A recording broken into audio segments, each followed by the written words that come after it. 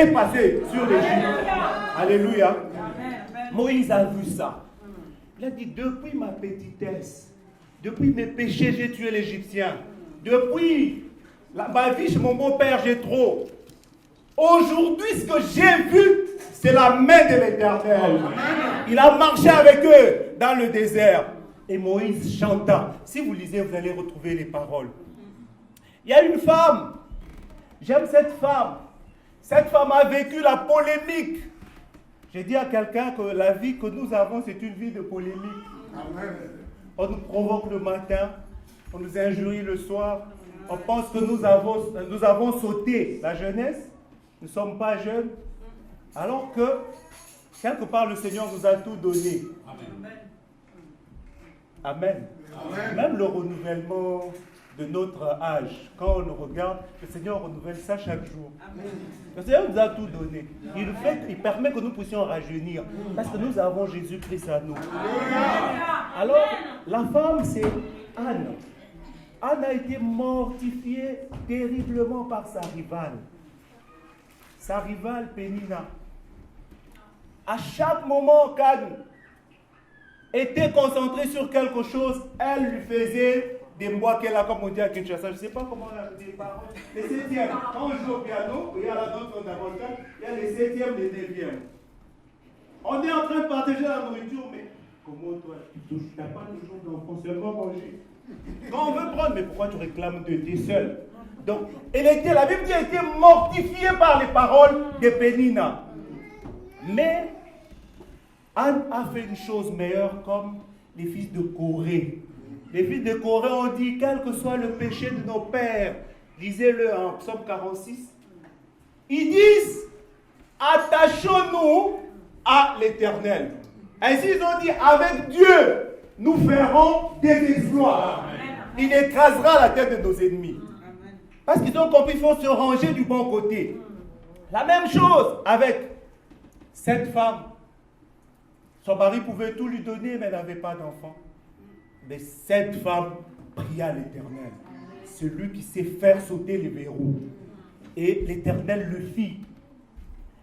Quand l'Éternel consola cette femme, la femme pria. Écoutez sa prière. Elle dit ceci.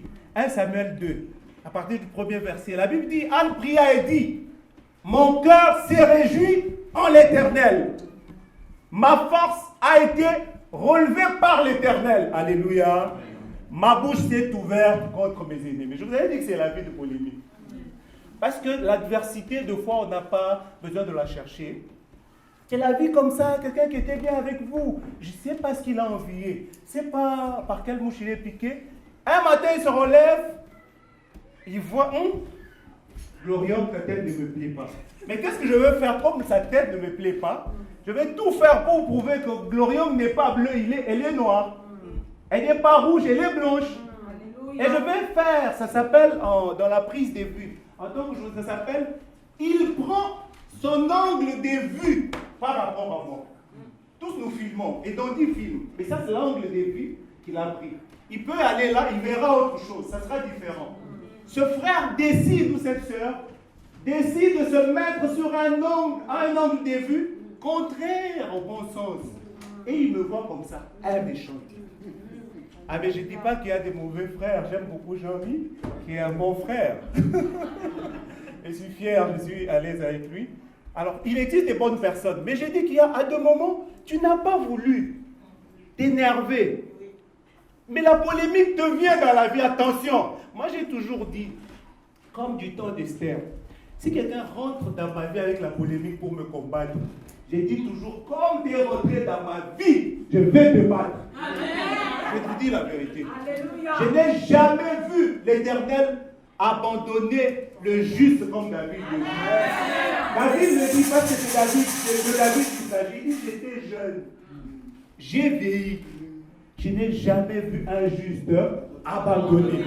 Il va plus loin. Écoutez, la Bible dit, les justes croissent comme un palmier. Les cèdres du Liban. Vous avez vu les cèdres du Liban? Les justes. Pourquoi? Parce que Dieu tient à son juste.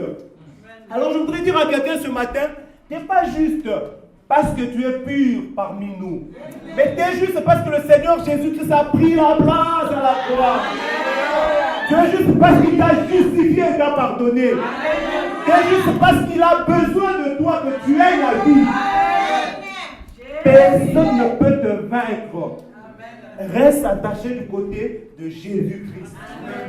Alors Anne vit que c'était trop, mais elle ouvra sa bouche cette fois-là par la puissance du Saint-Esprit. Le roi David chante. C'est là, par là que je voudrais terminer. C'est ça qu'on ne peut pas donner à dire. Je ne suis pas allé en dehors de la déontologie pastorale. Je vais rester dans votre texte. Alors, David dit, mon âme bénit l'Éternel et n'oublie aucun de ses bienfaits. Pourquoi David s'adresse à son âme? Beaucoup de gens sont superficiels dans la vie. On te voit, mais on sait que tu as encore. Le Seigneur m'a même dit qu'il y a quelqu'un ou des gens qui gardent encore la magie ou des choses de leurs parents ou des choses qu'on leur a données, occultisme ou quoi. Je te demande de les ramener, on va prier. Je te donne le chiffre 10. Dans 10 jours, 10 mois, ou le Seigneur, comme il voudra, il les détruira, tu me donneras raison. Alors je voudrais dire qu'il y a des personnes qui pensent qu'il faut se rattacher à autre chose qui est physique seulement. Ils négligent l'âme. L'âme est souvent confondue dans les écritures bibliques au cœur. Mais moi j'enseigne le cœur physique. Le cœur, c'est le siège du sang. Une pompe qui fait la systolique, diastolique, qui prend le sang, qui le déverse dans le corps. Oui, c'est pas ça. Mais ici, David se rattache à son âme. Il sait que je suis pécheur, conçu dans le mal. Mais, en réalité, en moi, il y a un David invisible. Il transcende le corps. Il va vers l'âme. Il dit, toi David qui es invisible, toi qui répondras de tes actes devant l'Éternel, toi l'âme, mon âme, bénis l'Éternel. Beaucoup de gens viennent à l'église, mais bénissent l'Éternel par des lèvres. Dans ta conscience, nous savons ce que tu fais en secret. Le Seigneur aussi ne nous cache pas souvent des choses. Il nous révèle souvent des choses que les gens font. Ne vous en faites pas. Vous ne pouvez pas être introduit dans le mystère pastoral sans avoir les yeux ouverts. Mais si le Seigneur vous ouvre les yeux, vous voyez ce que les frères et sœurs, pour qui on prie, font dans le secret, vous n'allez pas croire qu'ils écoutent la parole de Dieu souvent. Alors David comprend que l'homme est mauvais par-dessus tout. Son cœur est mauvais, dit la Bible. Alors il s'adresse à son âme, il dit, mon âme, ne sois pas souillée, ne sois pas ingrate. Reconnais que l'Éternel a la puissance. Alors je voudrais dire que le message est adressé principalement à l'âme. Ce message est une injonction et une interdiction. Il dit ceci, bénis l'Éternel, mais il lui interdit de oublier ses bienfaits. C'est là que j'ai dit la force du souvenir de la chanson. Dans notre vie, n'oublions pas 3 dimensions. La première, qui est celui qui parle? C'est le roi David. Nous le connaissons tous. On dit le lion de la tribu de Juda. Il est le descendant du roi David. Fils de David, on l'appelle Jésus-Christ. Mais le roi David, c'est un monsieur que Dieu a pris. Je parle d'abord de la petitesse. Quand tu veux bénir l'Éternel dans ta vie, quand tu marches sur le chemin de la foi, n'oublie pas cette notion importante. Qui es-tu? D'où viens-tu?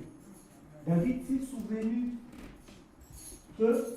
qu'il vivait dans la brousse.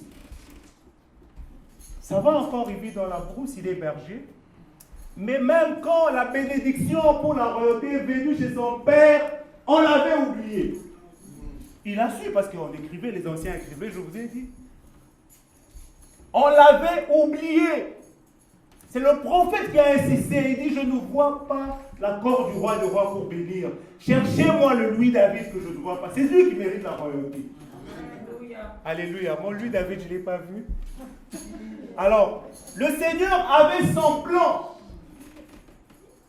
David s'est souvenu, quand j'étais dans la forêt, dans la brousse, qui me connaissait.